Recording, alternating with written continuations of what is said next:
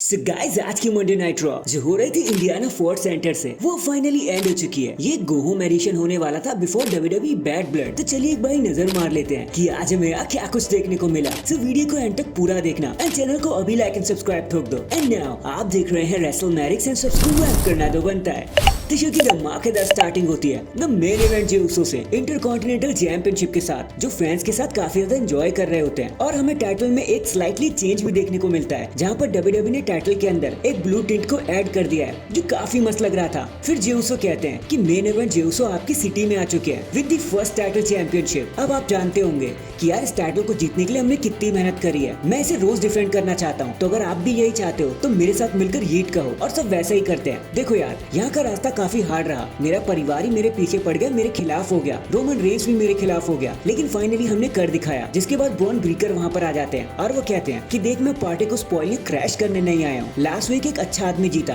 तो कांग्रेचुलेशंस, खुश रहो। जिसके बाद जे उसो कहते हैं कि लगता है इंडियानापोलिस में एक नया डॉग आ गया है। जिसके बाद सब बाक करने लगते हैं और ब्रॉन ब्रीकर हंसते हुए चले जाते हैं कि भाई एंजॉय करो। नेक्स्ट हमें नाइट का सबसे पहला मैच देखने को मिलता है बिटवीन एक्सेवियर वुड्स एंड रे मिस्टेरियो, जहाँ एक्सेवियर वुड्स चीटिंग करते हुए रे मिस्टेरियो का मास्क खींचकर उन्हें अनमास्क कर देते हैं और मैच को एक पिनफॉल की मदद से जीत जाते हैं। सारे अपसेट तो हो जाते हैं, लेकिन एक्सेवियर वुड्स ऐसे दिखाते हैं जैसे ये सब गलती से हो गया, उन्होंने जानकर नहीं किया। फिर कुछ बैकस्टेज मूवमेंट के बाद हमें लायरा वेल्किरिया वर्सेस ज़ोई स्टार्क के बीच में एक सिंगल्स मैच देखने को मिलता है, जहां अपनी डिस्ट्रैक्शन और टीम की हेल्प लेते हुए ज़ोई स्टार्क मैच को जीत जाती है। जिसके बाद वो लायरा पर अटैक करने की कोशिश करती है, लेकिन कटाना चैल्स एंड केटन कार्टर वहां पर आ जाते हैं और लायरा को बचाने में उनकी मदद करते हैं। नेक्स्ट हमें एडम पियर्स देखने को मिलते हैं, जो सिक्योरिटी गार्ड के साथ रिंग में खड़े होते हैं। वो हेल इन अ सेल के अंदर होते हैं। जिसके बाद वो CM Punk and Drew McIntyre दोनों को अंदर इनवाइट करते हैं। अगर आखिरी बार कुछ कहना है तो आप दोनों कह सकते हो, ऐसा एडम पियर्स ने कहा। ड्रू मैकिंटायर कहते हैं कि पंक देख, मैंने आज ब्लैक टैक्सीडो पहना है, तेरी रिस्पेक्ट करने के लिए नहीं। भाई मैं तेरी जरा भी रिस्पेक्ट नहीं करता, लेकिन मैंने ये इसलिए पहना है क्योंकि बैड ब्लड के बाद तेरी बीवी तुझे छोड़ देगी, क्योंकि तुम खत्म हो जाओगे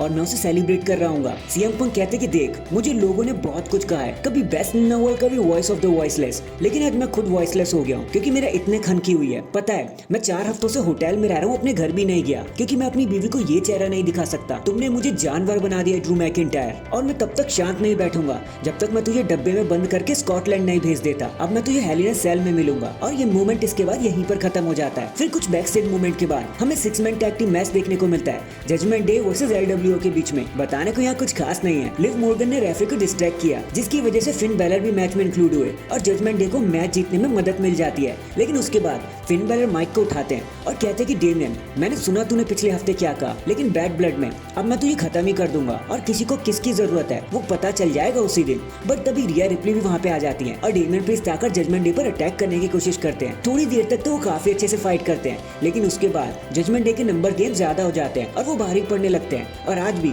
जजमेंट डे को स्टैंड टॉल करने का मौका मिलता है बिफोर बैड ब्लड। इसके बाद हमें Chad Gable versus Kofi Kingston के बीच में एक सिंगल्स मैच देखने को मिलता है, जहाँ एक्सेवियर वुड्स कॉफी की हेल्प करने के लिए आते हैं, लेकिन उसका उल्टा ही फायदा चैट गेबल को हो जाता है और वो मैच जीत जाते हैं। जिसके बाद कॉफी को गुस्सा आ जाता है और एक्सेवियर वुड्स अपसेट हो जाते हैं कि मेरी हेल्प की वजह से कॉफी किंगस्टन ही हार गया। नेक्स्ट हमें गंथर देखने को मिलते हैं, जो रिंग में आते और कहते हैं कि भाई क्या ही मजा आ रहा है इस वर्ल्ड चैंपियनशिप के साथ, लाइफ काफी मजेदार है, लग्जरियस हो गई है। लेकिन हाँ, एक प्रॉब्लम जरूर है, सैमी ज़ेन। भाई उसके साथ लड़ लड़ के मुझे काफी शर्मिंदगी महसूस होती है, बस वही तो एक दिक्कत है। जिसके बाद सैमी ज़ेन भी वहाँ पे आ जाते हैं और कहते हैं कि इतनी दिक्कत हो रही है तो भाई तुम मुझसे लड़के सब कुछ खत्म ही क्यों नहीं कर लेता। तो गंथर कहते हैं कि यार तुझसे लड़ना काफी एम्बैरेसिंग है। तो सैमी कहते हैं कि रेसलमेनिया याद है ना, इसी एम्बैरेसमेंट ने तुझे पिन करके तेरे टाइटल को हरवा दिया था। जिसके बाद गंथर एंड सैमी के बीच में एक छोटी सी लड़ाई हो जाती है, लेकिन उसके बाद गंथर सैमी को पीट देते हैं और कहते हैं कि चल ठीक है यार, एक बार लड़के देख ही लेते हैं। तो सैमी जवाब में कहते हैं कि भाई देखा जाएगा, एंड ये मूवमेंट यहीं पर खत्म हो जाता है। इसके बाद हमें ऑसम ट्रूथ वर्सेस एओपी के बीच में टैग टीम मैच देखने को मिलता है, जहां फाइनली